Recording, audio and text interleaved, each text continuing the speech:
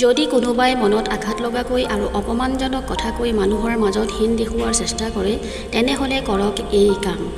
প্ৰথমতে তেওঁক ক'বলৈ দিয়ক উঠি অহা খংটোক দমাই ৰাখিবৰ কাৰণে চকু দুটা মুদি দীঘলকৈ উশাহ টানি এৰি দি তাৰ পিছত শান্তভাৱে তেওঁক মাত্ৰ এই তিনিটা কথা কওক। বিশ্বাস কৰক এই কথাকেইটাই তেওঁৰ মুখ চিৰতৰে বন্ধ হৈ যোৱাৰ বাবে যথেষ্ট। 1. তুমি যেনেকৈ আজি মোক অপমান কৰিলা ভৱিষ্যতে তুমিও তেনেকৈ অপমানৰ সন্মুখীন হ'বলৈ সাজু থাকা। 2. তুমি কি ভাবিছা তোমাৰ এনেধৰণৰ কথা বাৰ্তাই মোৰ মনোবল ভাঙিব পাৰিব? কেতিয়াও নোৱাৰে, কাৰণ মই নিজক সোণৰ লগত তুলনা কৰিছোঁ যিয়ে জুইত পুৰি পুৰি নিজক খাটি হোৱাৰ প্ৰমাণ দিয়ে। 3.